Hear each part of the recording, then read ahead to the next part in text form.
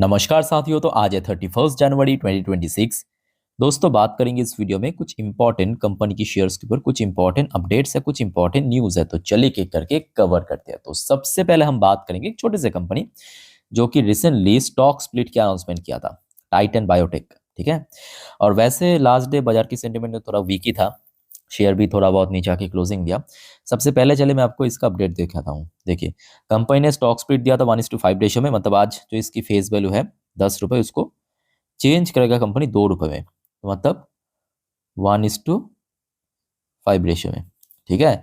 अच्छा, last night को company इस स्टॉक स्प्लिट की एक्स डेट यानी रिकॉर्ड डेट भी घोषित किया है, 20 फरवरी 2026 को।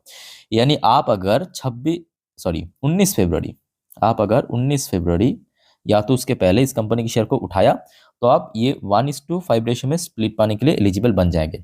अच्छा, 1:5 रेशियो में स्प्लिट की ब्रेकडाउन बहुत सिंपल है। अगर मान लीजिए कि कोई निवेशक के पास जस्ट सिंगल क्वांटिटी शेयर है और आप अगर एलिजिबल शेयर होल्डर है स्प्लिट पाने की, तो आपको 5 गुना क्वांटिटी बढ़ जाएगा, आपका नंबर ऑफ क्वांटिटी 5 गुना बढ़ जाएगा। मतलब आपके पास अगर 5 शेयर है मान लीजिए, तो आपका 25 हो जाएगा। अगर आपके पास 6 है 30 हो जाएगा। अगर आपके पास 10 है 50 हो जाएगा। ठीक है। अच्छा, उसके साथ साथ ये भी फैक्ट है कि छोटे कंपनी होने के कारण काफ़ी रिस्की भी है, बट प्रॉफिटेबल कंपनी है। जैसे कि आप देखिए, सितंबर क्वार्टर कंपनी की बहुत अच्छा ग्रोथ रखा था, और जिस वजह से छोटे कंपनी देखिए होने के बावजूद भी शेयर ने पिछले 6 महीनों पे 100% के ऊपर रिटर्न दिया। भले ही पिछले लगभग 3 महीने से थोड़ा कंसोलिडेट कर रहा है एक पर्टिकुलर रेंज के आसपास। ठीक है। और 1 साल पे भी पॉजिटिव रिटर्न आपको दिख जाएगा, 5 साल पे भी ठीक ठाक रिटर्न दिख जाएगा। तो थोड़ा बहुत इसको स्टडी कर लेना आप लोग। ओके। अच्छा, वैसे दोस्तों आज सैटरडे के दिन बहुत सारे कंपनीज एंड बैंक्स की रिजल्ट आउट हुआ। उनमें से कुछ प्रमुख मैं आपको दिखाऊंगा। एक हो गया आपका IDFC फर्स्ट बैंक, जिसको लेके बहुत ज़्यादा उम्मीद था। उम्मीद क्यों होता है? देखिए, एक तो Q2 काफी बेटर हुआ था, तो Q2 बेटर होने के कारण इस बार उम्मीद था कि Q3 भी बेटर हो सकता है, क्योंकि बहुत सारे इंटरनल बदलाव हुआ है बैंक्स के अंदर। तो जिस वजह से हमने देखा कि उसका जो धीरे धीरे रिजल्ट दिख रहा है ना। आइए आप सबसे पहले देख लेते हैं कि IDFC फर्स्ट बैंक की परफॉर्मेंस कैसा हुआ है और कल मोस्ट प्रोबेबली कैसा शेयर मूव कर सकता है। अच्छा, वैसे IDFC फर्स्ट बैंक की इस बार जो टोटल इनकम हुआ है 10,417 करोड़।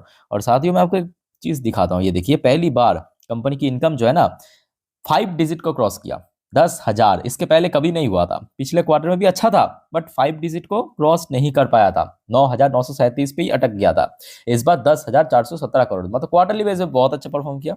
अच्छा, पिछले साल जो IDFC फर्स्ट बैंक की इनकम था 9,343, तो उसको भी बहुत अच्छे से बीट किया। ठीक है। तो मतलब इनकम की सेगमेंट बैंक ने बहुत अच्छा काम किया है। आज उसके साथ साथ एक और फैक्टर है कि इस बार जो फाइनेंशियल मार्जिन पहले से थोड़ा सा इंप्रूव किया है, फाइनेंशियल मार्जिन पहले से थोड़ा सा इंप्रूव किया है। उसके अलावा जो अदर्स इनकम है, अदर्स इनकम के अंदर भी कंपनी बहुत बढ़िया ग्रोथ रखा, चाहे ईयरली चाहे क्वार्टरली 2,125 करोड़ की इनकम जनरेट किया। और दैट्स वाई बैंक की जो प्रॉफिट बिफोर टैक्स, मतलब टैक्स भरने के पहले जो प्रॉफिट 635 करोड़ हुआ।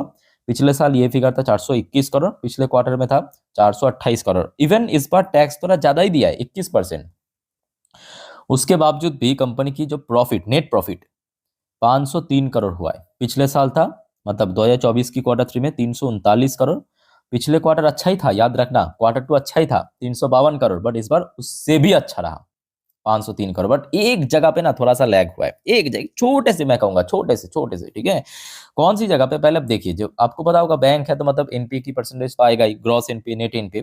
ग्रॉस एनपीए में कुछ गड़बड़ नहीं हुआ, ग्रॉस एनपीए तो कम हुआ है। अब देखिए, एनपीए जितना कम होगा उतना बढ़िया है ना। नॉन परफॉर्मिंग एसेट पिछले साल था 1.94%, इस बार कम होकर 1.69% हुआ। क्वार्टरली बेस पे ड्रॉप हुआ, बट नेट एनपीए जो है ना थोड़ा सा, आप कह सकते हो थोड़ा सा, मतलब थोड़ा सा ही, बहुत ज्यादा नहीं, 0.53% हो गया, जो कि क्वार्टर मतलब लास्ट क्वार्टर में था 0.52% और पिछले साल था 0.52%। तो क्लियर हो चुका है। तो एक छोटा सा जगह पे आप कह सकते हो कि थोड़ा सा इशू है। अदरवाइज बैंक की परफॉर्मेंस बहुत ही बढ़िया रहा। कैसा लगा आपको कमेंट करके बताइए। अच्छा, परसेंटेज वाइज अगर हम बात करें तो पैट मतलब प्रॉफिट आफ्टर टैक्स 48% ग्रो किया, जो कि एक्सीलेंट ग्रोथ। और नेट इंटरेस्ट इनकम NI पे लगभग 12% की बैंक ने ग्रोथ रखा। तो परफॉर्मेंस में तो कोई सवाल नहीं उठता। अब देखना होगा, जो पिछले 1.5 साल की एक पर्टिकुलर लेवल पे शेयर स्ट्रगल कर रहा है, वह 85 से लेके 90 की रेंज, 90 का रेंज अगर ब्रेक कर लिया तो मे बी शेयर बहुत जल्दी ये अपना लाइफ टाइम हाई पे पहुंच जाएगा, तो कि 2024 में या 23 में, हाँ 23 पे पहुंच गया था। शेयर की लाइफ टाइम हाई है 100 पे, याद रखना। उसके बाद 23 की सेकेंड हाफ, 24 पूरा 24 गिरा, 25 से थोड़ा सा बेटर होना शुरू हुआ जैसे जैसे परफॉर्मेंस में चेंज हो रहा है, ठीक है। सो आईडीएफसी फर्स्ट बैंक के शेयर को नजर रखना, इंपॉर्टेंट बैंक है। अच्छा, फिर आ जाइए आपके सीडीएसएल। सीडीएसएल का भी आज रिजल्ट आउट हुआ, आइए चेक करते हैं सबसे पहले सीडीएसएल की रिजल्ट।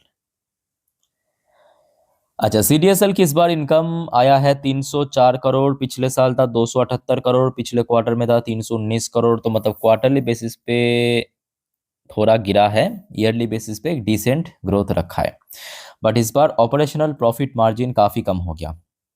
भले इनकम इंक्रीज हुआ है ईयरली, पिछले साल मार्जिन भी था 58%, इस बार 52% पे आ चुका है, क्वार्टरली बेसिस पे भी गिरा है। ओके। अच्छा, नेट प्रॉफिट उतना खास नहीं, 130 करोड़ पिछले साल की नंबर था, इस बार 133 करोड़, यानी कितना होगा रफली अगर हम बात करें, वही 2% के आसपास रफली इंक्रीज हुआ है ईयरली बेसिस पे, है ना। और क्वार्टरली बेसिस पे तो आपको गिरावट ही देखने को मिला, 140 करोड़ से गिर के 133 करोड़ पे हो चुका, उस हिसाब से इसका जो अर्निंग पर शेयर है वो भी चेंज हुआ। ये आपकी सीडीएसएल की परफॉर्मेंस रहा। सो कल देखिए ये डिपेंड करेगा, बहुत सारे और भी फैक्टर्स है, जैसे कि बाजार की सेंटिमेंट किस तरफ है, ठीक है। तो कल सीडीएसएल को नजर रखना। वैसे शेयर पिछले कुछ टाइम से थोड़ा स्ट्रगल कर रहा है, मतलब नवंबर पे तो हमने देखा था 1600 1,500 के ऊपर पहुंच गया था, उसके बाद देखिए गिरते गिरते बाजार में भी थोड़ा बहुत वीकनेस था, बट स्टिल शेयर 20% टूट चुका है पिछले लगभग 2 महीने से, आप कह सकते हो 2 ढाई महीने से। अच्छा, एक और कंपनी, भाई आपके पास अगर बीडीएल की शेयर है ना, मैं शुरू में कह रहा हूँ कि माफ़ कीजिए, थोड़ा सा मेंटली प्रिपेयर हो जाइए, बिकॉज बीडीएल की तरफ से ये टोटली अनएक्सपेक्टेड। देखिए भले ही कल बजट है, भले ही कल बजट है और defence sector no doubt important है, बट बीडीएल से ये एक्सपेक्टेशन नहीं था बिल्कुल। देखिए मेरे पास, मैं साफ कह रहा हूँ, ऐसा नहीं कि मेरे पास बीडीएल का शेयर है, ऐसा नहीं है, ठीक है। बट फिर भी मैं कहूँगा एक्सपेक्टेशन नहीं है, मतलब एक्सपेक्टेशन तो थोड़ा सा बेटर था इससे। अच्छा, पहले आप देख लीजिए कंपनी की इनकम दिसंबर 2025 करंट क्वार्टर में 567 करोड़, क्या कहेंगे, लास्ट ईयर था 832 crore, huge downfall, huge downfall. पिछले क्वार्टर में था 1147 करोड़, बहुत अच्छा किया था पिछले क्वार्टर में, इस बार 567 करोड़, आधे से भी कम हो चुका है।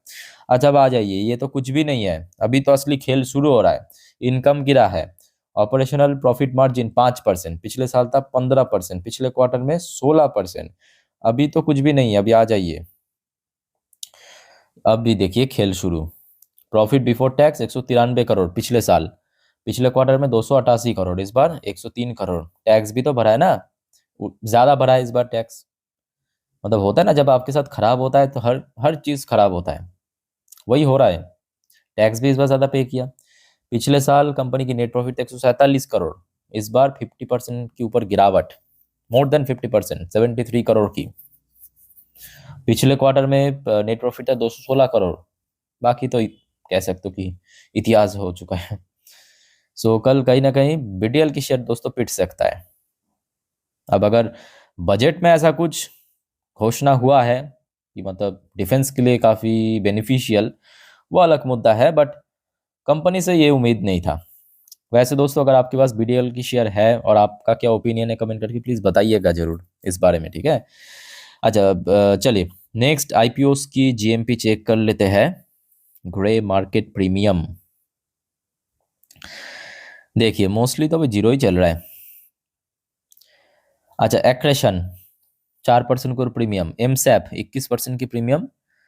अच्छा, कस्तूरी मेटल कंपोजिट 3% की प्रीमियम, बाकी सब लिस्ट हो चुका, चलो बहुत बढ़िया।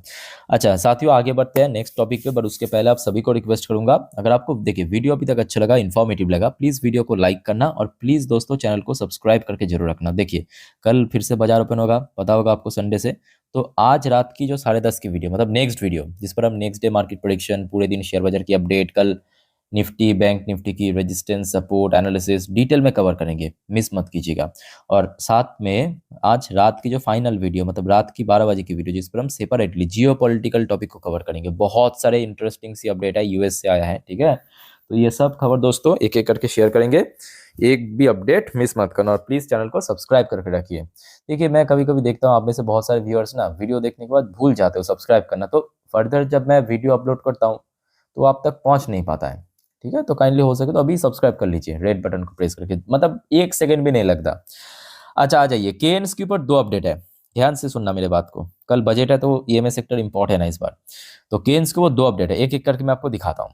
सबसे पहला अपडेट ये देखिए, आज की डेट पे शाम के 4:12 पे यहाँ पे कंपनी की तरफ से एक इंफॉर्मेशन शेयर किया है मार्केट के लिए।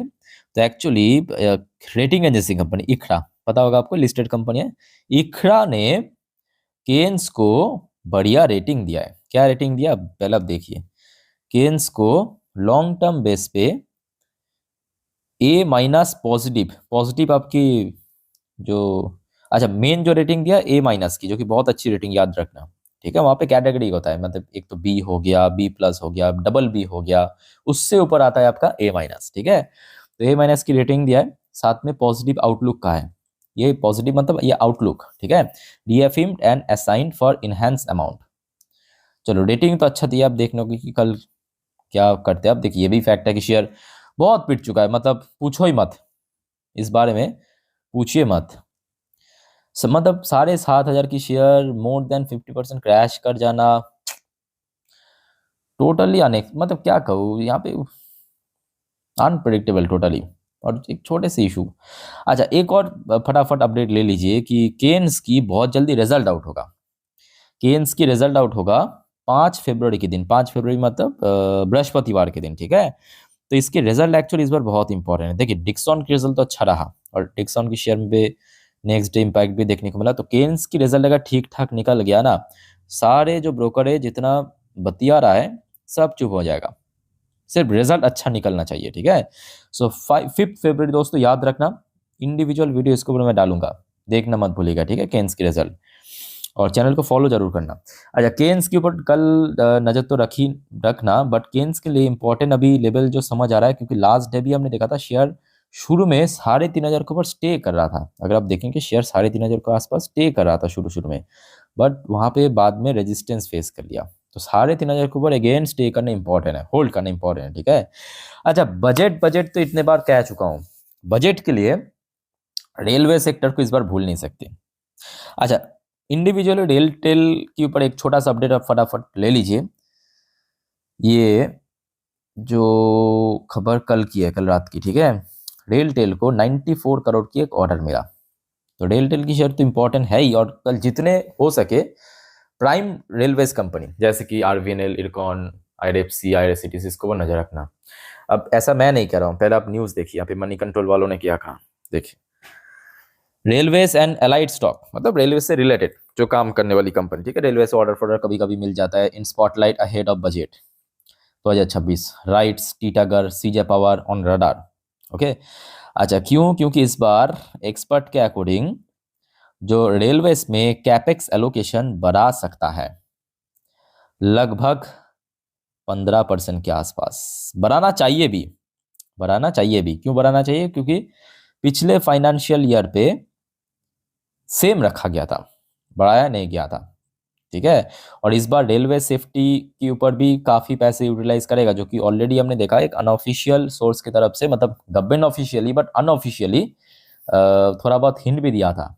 सो कल रेलवे सेक्टर बहुत इंपॉर्टेंट है। ओके, तो इन सब के ऊपर नजर रखना। देखिए बजट से रिलेटेड दोस्तों याद रखना, कल बजट है सुबह 10 बजे पे। ठीक है, 10 बजे से बजट पेश करना शुरू करेगा भारत की वित्त मंत्री निर्मला सीतारमन जी, लगभग कोई 11-12 बजे तक चलेगा। मोस्टली अपडेट शुरू में आपको मिल जाएगा 10 से 11 के तक। ठीक है, तो कल बजट के ऊपर एक अलग सेशन मैं करूंगा, उसको देखना मत भूलिएगा, सारा जानकारी आपको मैं दे दूंगा जो भी इंपॉर्टेंट है। ठीक है, मार्केट से रिलेटेड। तो उस चैनल को सब्सक्राइब करके रखिए, और कोई आप कंफ्यूजन है कमेंट करके बताइए। इस वीडियो को वाइंड अप करता हूँ, टेक केयर, बाय बाय, जय हिंद।